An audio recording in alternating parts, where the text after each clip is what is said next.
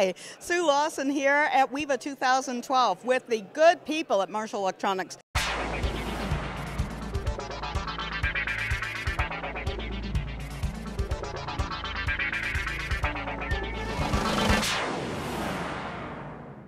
Glen Thompson, tell me a little bit about these. Well, first of all, thank you for spending a little bit of time with me. I always like to have the nicest dolly in the show spin. See, I tell you, I'm loving this guy. There's a reason why, too. We basically make any kind of camera top and rack mount monitor you could imagine for video production use. We started in the business with rack mount monitors, duals, triples, quad rack mount monitors, and somebody came to us and said, you know, we need to have a monitor on top of the camera to replace a traditional viewfinder. The problem is a traditional viewfinder, or even your high-def monitor, or your high-def camera will very often be just a 525 CRT.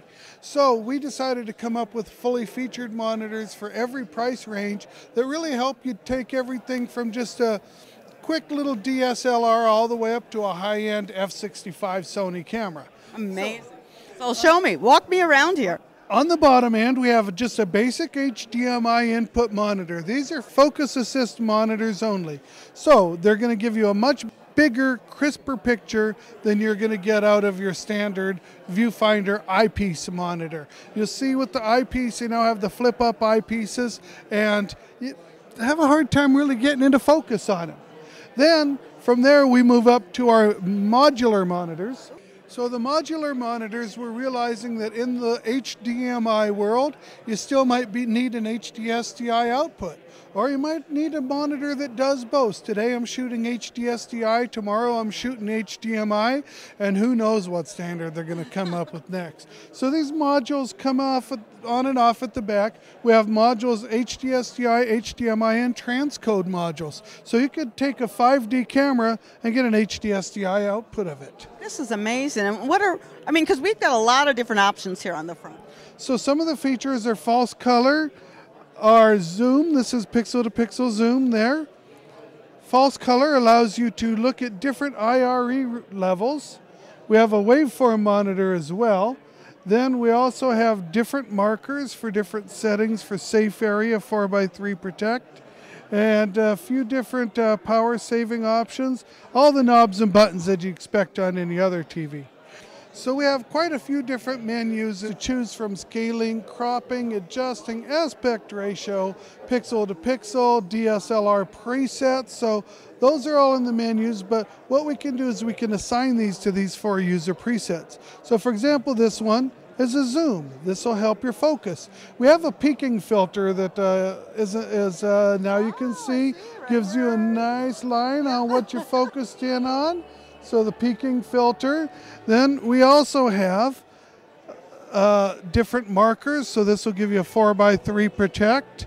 And then we also have false color.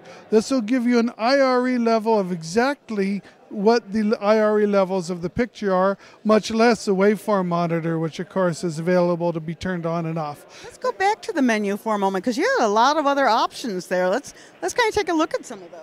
Okay, so we have a scaling option, cropping options, aspect ratio, pixel to pixel, and then DSLR presets, because as you know, some of the DSLRs, when you hit them into record mode, they change the aspect ratio on you. Then, besides that, we have color temperatures, D65, D75, or user adjustable. User adjustable bias and gain. We have user adjustable gamma and user adjustable color space. Then we also have markers, center marker, user preset markers, customizable.